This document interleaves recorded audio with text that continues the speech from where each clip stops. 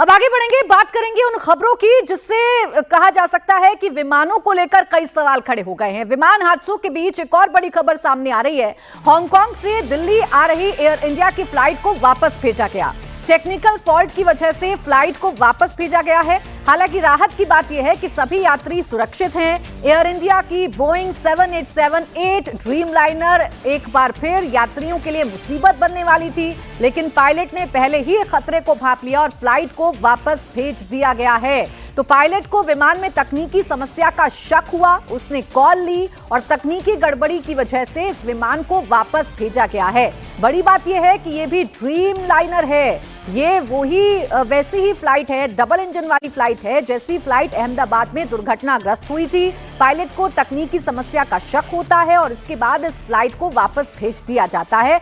Hong Kong to Delhi की ये जो फ्लाइट है, हांगकांग से इस फ्लाइट ने उड़ान भरी, लेकिन उड़ान भरने के कुछ देर बाद पायलट को ये समझ में आया कि इस फ्लाइट में सब कुछ ठीक नहीं है, तकनीकी समस्या हो रही है, जिसके बाद इस फ्लाइट को वापस भेजा गया। इस खतरे को पहले ही पायलट ने भांपा और AI-315 Dreamliner flight double engine वाली फ्लाइट है जो अपनी फ्यूल एफिशिएंसी के लिए जानी जाती है। वो फ्लाइट एक बार फिर से तकनीकी खराबी के कारण चर्चा में आ गई है और इसे वापस भेज दिया गया है। इसे हांगकांग से दिल्ली के लिए इसने उड़ान भरी थी, हांगकांग से राजधानी दिल्ली के लिए आ रही थी, लेकिन इससे पहले ये अपना सफर तय कर पाती। पायलट को शक होता है कि टेक्निकल खराबी है और इसी टेक्निकल खराबी के चलते पायलट कॉल लेता है और इसे वापस भेजा जाता है। अब सवाल सबसे बड़ा यही है कि एयर इंडिया की ये जो ड्रीमलाइनर फ्लाइट हैं, ये बार बार फेल क्यों हो रही हैं, इनमें बार बार तकनीकी खराबी की जानकारी क्यों मिल रही है। 12 जून को जब अहमदाबाद में एक बड़ा और दुखद हादसा होता है, उसके बाद से लगातार कई ऐसी घटनाएं सामने आ गई हैं जिसमें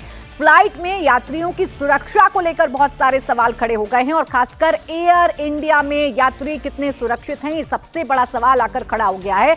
अब ये जो नई घटना सामने आई है, ये दरअसल हांगकांग से राजधानी दिल्ली की तरफ उड़ान भरने वाली फ्लाइट है। ड्रीमलाइनर 787-8 ये फ्लाइट है और इस फ्लाइट में तकनीकी खराबी आती है। तकनीकी खराबी होने का शक पायलट को होता है, जिसके बाद इस फ्लाइट को वापस कर दिया जाता है, यानी वापस से हांगकांग में जाती है। ये बड़ी खबर इस वक्त आपको बता रहे हैं, एयर इंडिया की फ्लाइट वापस लौटी है। पायलट को विमान में तकनीकी समस्या का शक हो गया और तकनीकी समस्या का शक होने के बाद AI-315 जो फ्लाइट नंबर है उसे वापस भेज दिया गया है। ड्रीमलाइनर फ्लाइट की अगर बात करेंगे, बोइंग कंपनी की 787-8 ड्रीमलाइनर विमान जो डबल इंजन विमान है, डबल इंजन विमान लगातार क्यों खतरे के जद में आ रहे हैं, क्यों बार बार ऐसी घटनाएं सामने आ रही हैं, ये अपने आप में बड़ा सवाल है कि बार बार ये फेलियर क्यों हो रहे हैं।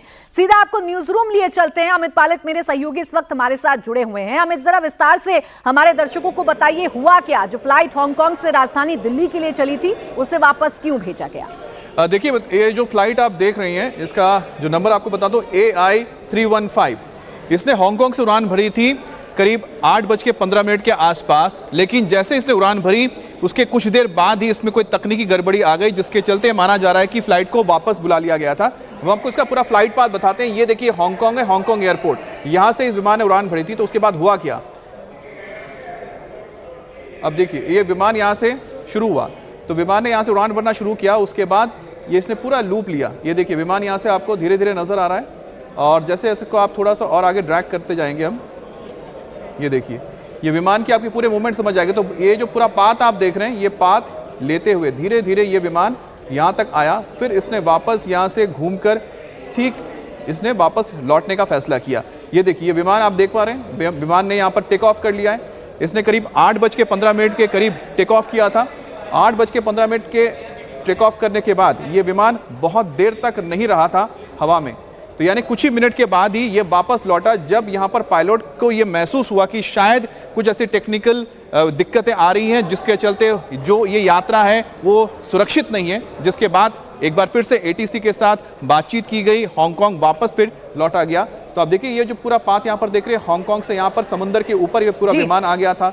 विमान से आने बिल्कुल अमित, जैसा आप तस्वीरों में दिखा रहे हैं, बाकायदा लूप लेना पड़ा और लूप लेने के बाद इस फ्लाइट को वापस हांगकांग भेज दिया गया। शुक्रिया आपका तमाम जानकारी के लिए। इस बीच एक और बड़ी खबर आ रही है यूपी की राजधानी लखनऊ से। लखनऊ एयरपोर्ट पर भी बड़ा प्लेन हादसा टल गया है। लखनऊ अमौसी एयरपोर्ट पर लैंडिंग के वक्त सऊदी के विमान के बाएं पहिए से चिंगारी और तेज धुआं उठने से हड़कंप मच गया। ये विमान सऊदी अरब के जेद्दा से 250 हज यात्रियों को लेकर लौटा था। विमान लैंड होते ही पहियों में चिंगारी उठी, फिर धुआं उठने लगा। पायलट ने एयर ट्रैफिक कंट्रोलर को सूचना दी। इसके बाद तुरंत फायर टीम ने मौके पर पहुंचकर हालात पर काबू पा लिया है। ये सऊदिया एयरलाइंस की फ्लाइट SV3112 थी। सभी यात्रियों को सुरक्षित उतारा गया है। कुछ पल के लिए पूरे एयरपोर्ट पर हड़कंप मच गया था। पायलट की सूझबूझ और फायर ब्रिगेड की तुरंत एक्शन से यात्रियों की जान बच गई। तब जाकर यात्रियों ने राहत की सांस ली है। विमान अभी भी लखनऊ एयरपोर्ट पर ही खड़ा हुआ है, लेकिन ये तस्वीर आप देख लीजिए। हज यात्रियों को लेकर जेद्दा से जो फ्लाइट है वो लखनऊ के अमौसी एयरपोर्ट पर पहुंचती है, लेकिन लैंडिंग के बाद इसके पहियों में चिंगारी देखने को मिलती है, धुआं उठने लगता है, जिसके बाद धड़कम मच जाता है, पैनिक क्रिएट हो जाता है। लेकिन फायर ब्रिगेड के पहुंचने के बाद इसे कंट्रोल कर लिया जाता है। राहत की बात यह है कि तमाम यात्री सुरक्षित हैं। रुचि कुमार मेरी सहयोगी इस वक्त जुड़ गई है ज्यादा जानकारी के साथ। रुचि, बताइए इस घटना से जुड़ी और क्या जानकारी मिल पा रही है? देखिए, एक तो सबसे बड़ी जानकारी ये है कि 24 घंटे से ज़्यादा हो चुका है, लेकिन विमान अभी भी जो लखनऊ का ये चौधरी चरण सिंह इंटरनेशनल एयरपोर्ट है, इसके टेक्निकल हैंगर पे खड़ा हुआ है। जो अथॉरिटीज़ हैं उनका कहना है कि पूरे विमान की जांच की जा रही है कि आखिर ऐसा कैसे हुआ, कैसे लैंडिंग के टाइम चिंगारी निकलने लगी टायर से। और जो एक्सपर्ट्स हैं वो ये भी कह रहे हैं कि ये तो लैंडिंग के टाइम पे हादसा हुआ कि चिंगारी निकली और फायर के लोग पहुंच गए, 20 मिनट में सब वो चिंगारी बुझा दी गई। लेकिन अगर विमान टेक ऑफ कर रहा होता तो ज़्यादा दिक्कत आ सकती थी, कुछ बड़ा हादसा भी हो सकता था। तो अब विमान में कुछ टेक्निकल प्रॉब्लम है या मेंटेनेंस में इशू है, इसकी यहाँ पर एयरपोर्ट पे अभी जांच की जा रही है। जो सऊदी एयरलाइंस के लोग हैं वो भी हैं और यहाँ का भी टेक्निकल स्टाफ है। लेकिन आप समझ सकती हैं कि जो यात्री उसके अंदर थे उनकी हालत कैसी हुई होगी उन 20 मिनट में, जब देखा कि विमान में चिंगारी निकल रही है और फिर वहाँ प्लेन बीच में ही रोक दिया गया। तो लेकिन एहतियात बरती जा रही है और यहाँ पर उसकी सिक्योरिटी जांच की जा रही है। जी बिल्कुल ठीक है, जांच होगी, जांच के बाद ही पता चल पाएगा कि आखिर ये हादसा कैसे हो रहा था। हालांकि गनीमत ये रही कि लैंडिंग के दौरान ये चिंगारी देखी गई और तुरंत फायर विभाग की जो गाड़ियां हैं वो मौके पर पहुंची और इस पर कंट्रोल कर लिया गया। लेकिन सवाल यही है कि आखिर ये सब कुछ कैसे हो रहा है, आसमान में क्यों खतरे की घंटी बज रही है। शुक्रिया आपका रुचि तमाम जानकारी के लिए। तो पिछले कुछ दिनों में कई विमान हादसे हुए तो कई जगहों पर इमरजेंसी लैंडिंग करानी पड़ी। इससे पहले 12 जून को अहमदाबाद में बहुत बड़ा हादसा हुआ था जिसमें 275 लोगों की मौत हो गई है।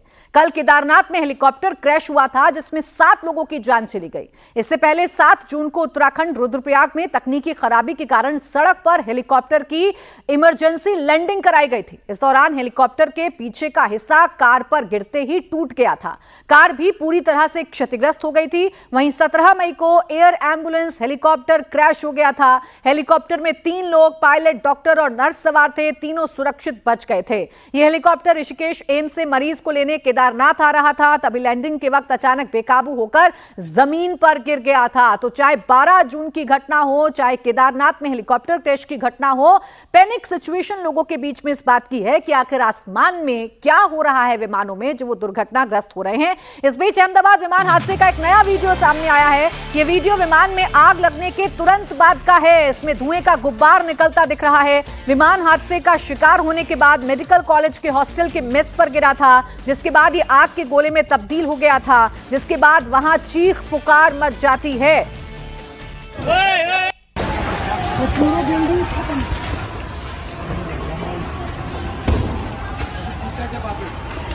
क्या किस वजह से लगी है आग, पता चला कुछ? तो इस बीच अहमदाबाद विमान हादसे की जो जांच है वो भी तेज हो गई है। इस हादसे की जांच के लिए बनाई गई उच्च स्तरीय जांच कमेटी की आज दिल्ली में बैठक होने वाली है। उसके पहले बोइंग कंपनी की टीम अहमदाबाद में हादसे की जगह पर पहुंची। बोइंग टीम ने हादसे की शिकार ड्रीमलाइनर विमान का जायजा भी लिया है। लेकिन आपने तस्वीर देखी, तस्वीर कितनी भयावह थी। लोगों को यकीन नहीं हो रहा था कि कोई फ्लाइट इस तरीके से क्रैश हो सकती है। इस बीच ड्रीमलाइनर हादसे से जुड़ी एक और बड़ी खबर है।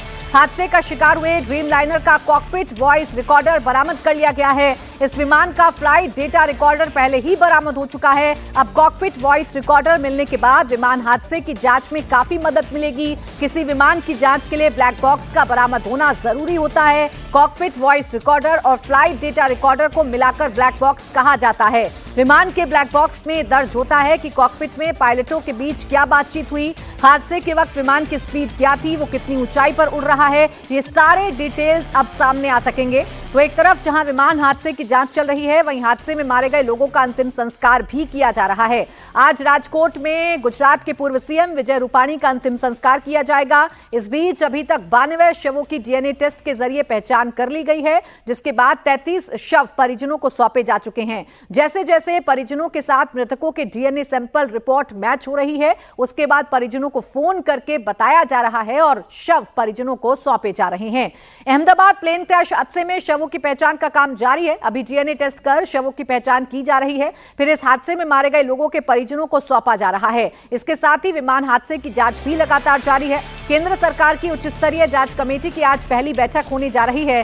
केंद्रीय गृह सचिव गोविंद मोहन की अध्यक्षता में बैठक दिल्ली में होगी। इस दौरान मानवीय चूक समेत हादसे की सभी पहलुओं पर चर्चा होगी। इस कमेटी को 3 महीने में अपनी रिपोर्ट सौंपने को कहा गया है। एएआईबी ने इस हादसे की पहले ही जांच शुरू कर दी है।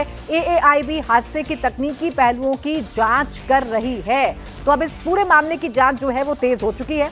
अहमदाबाद में 12 जून को एयर इंडिया का ड्रीम लाइनर हादसे का शिकार हुआ था। उसके तत्काल बाद सरकार ने एयरक्राफ्ट एक्सीडेंट जांच ब्यूरो यानी कि एएआईबी से हादसे की जांच कराने को कहा था। एएआईबी की टीम पूरे मामले की जांच शुरू कर चुकी है। ये कमेटी हादसे के तकनीकी पहलुओं की जांच कर रही है। दूसरी जांच कमेटी केंद्रीय गृह सचिव की अध्यक्षता में बनाई गई है। ये जांच कमेटी हादसे के सभी पहलुओं की जांच करेगी। तीसरी जांच इंटरनेशनल प्रोटोकॉल के तहत हो रही है। चूंकि हादसे का शिकार विमान अमेरिका का था, इसलिए इंटरनेशनल नियमों के मुताबिक अमेरिका का नेशनल ट्रांसपोर्टेशन सेफ्टी बोर्ड यानी एनटीएसबी भी इस हादसे की जांच कर रहा है। वहीं ब्रिटिश एक्सपर्ट भी जांच में मदद करने के लिए अहमदाबाद में मौजूद हैं। एयर इंडिया के प्लेन क्रैश से ठीक पहले वीडियो में रैट दिखने का दावा किया जा रहा है। रैट एक डिवाइस है जो प्लेन में अलग अलग इमरजेंसी के लिए मैकेनिज्म का पार्ट है। Electrical failure, hydraulic system failure और दोनों इंजन फेल होने पर यह प्लेन से निचले हिस्से से बाहर निकल आता है। इसलिए कहा जा रहा है कि अहमदाबाद प्लेन क्रैश की वजह दोनों इंजन का फेल होना है। रैट यानी रैम एयर टर्बाइन भी इसी तरह से काम करता है। ये दोनों इंजन फेल होने पर बाहर आता है। रेडियो समेत फ्लाइट के जरूरी कंट्रोल्स को चालू रखने का काम करता है। हालांकि इससे विमान ऊपर नहीं जा सकता। इसे एक छोटे प्रोपेलर की तरह माना जाता है। एयर इंडिया के प्लेन क्रैश से ठीक पहले वीडियो में रैट दिखने का दावा किया जा रहा है। विमान में जिंदा बचे इकलौते शख्स का कहना है कि क्रैश से पहले एक धमाके की आवाज सुनाई दी थी, साथ ही बिजली में भी कुछ दिक्कत आ गई थी। बताया जा रहा है कि रैट के चालू होने का संकेत हो सकता है। अब इस विमान हादसे में मारे गए गुजरात के पूर्व सीएम विजय रूपाणी का अंतिम संस्कार आज किया जाएगा। रूपाणी का अंतिम संस्कार पूरे राजकीय सम्मान के साथ राजकोट में आज शाम 5 बजे किया जाएगा। थोड़ी देर पहले रूपाणी का शव अहमदाबाद के सिविल अस्पताल से राजकोट के लिए रवाना हो गया है। शव के रवाना होने से पहले गुजरात के सीएम भूपेंद्र पटेल ने रूपाणी को श्रद्धांजलि दी। विजय रूपाणी की पत्नी अपने पति को श्रद्धांजलि देने वक्त भावुक हो गई। कल डीएनए के जरिए विजय रूपाणी के शव की पहचान हुई थी। इसके बाद गुजरात के सीएम ने खुद रूपाणी के घर जाकर उनकी पत्नी को इसकी जानकारी दी थी। और सीधा आपको ले चलते हैं, मेरे सहयोगी निर्णय कपूर हमारे साथ जुड़ गए। जी निर्णय, बताइए क्या जानकारी आपके पास? देखिए, विजय रूपाणी जो गुजरात के पूर्व मुख्यमंत्री थे, उनका शव यहाँ पे अभी इस वक्त सिविल हॉस्पिटल से अहमदाबाद एयरपोर्ट की तरफ ले जाया जा रहा है। यहाँ आप देखेंगे कि हज़ारों की संख्या में जो कार्यकर्ता हैं वो यहाँ पे मौजूद हैं और उनके श्रद्धांजलि इस तरह रखेंगे उस एम्बुलेंस में। रूपाणी का शव लेकर के अहमदाबाद एयरपोर्ट की तरफ आगे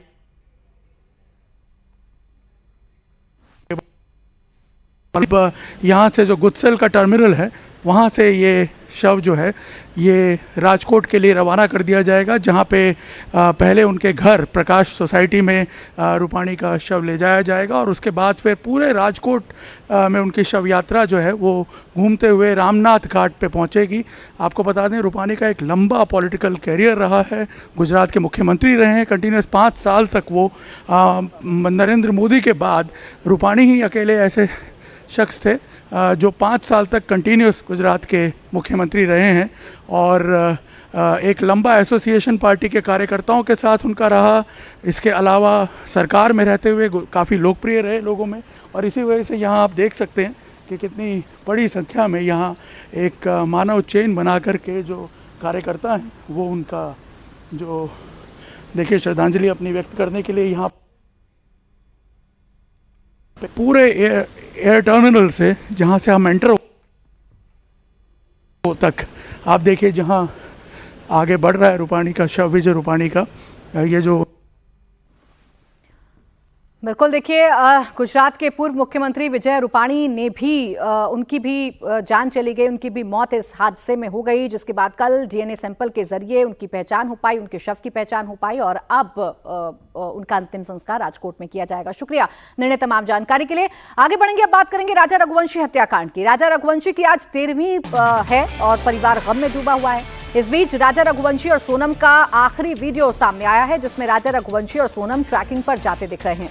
वीडियो में राजा और सोनम ऊपर की ओर चढ़ते हुए दिख रहे हैं। सोनम ने वही सफेद शर्ट पहनी हुई थी जो पहले सीसीटीवी में दिखाई दी।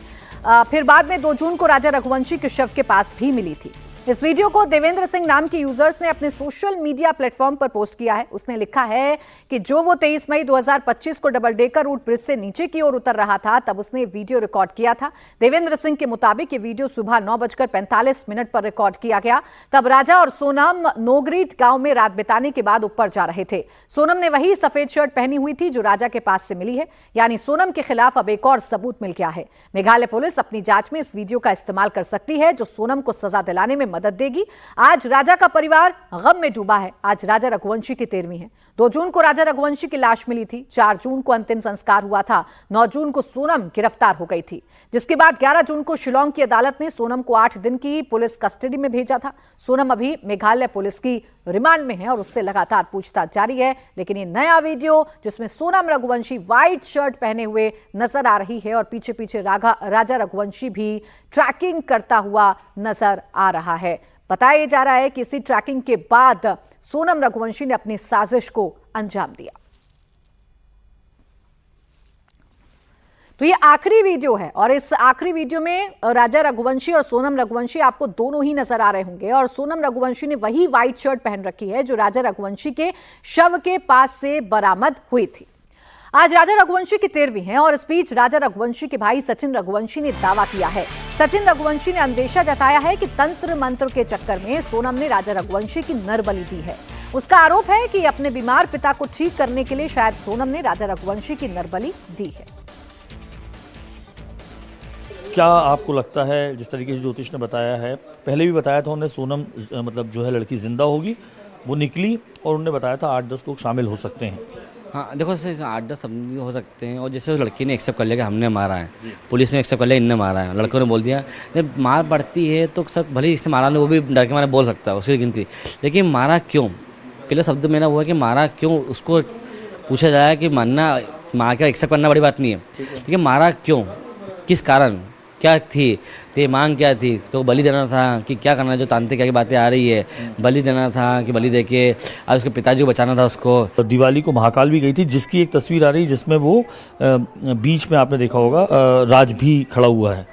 सर आपने एक चीज़ नोट की, इंस्टाग्राम पे मैंने बहुत सारे फोटो भी देखे हैं, उसमें देखा कि आपने उसके जो इम्पायर 8 आगे खाने तो दोनों हमेशा साथ साथ आ रहा है जी, हर फोटो में।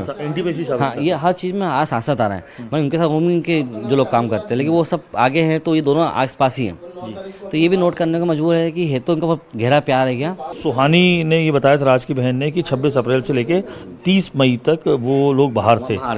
तो वही तो कि सर राज के आप सोचो ना कि उसमें हिम्मत कितनी है और कितनी डेयरिंग है राज के अंदर भी और सोनम के अंदर भी।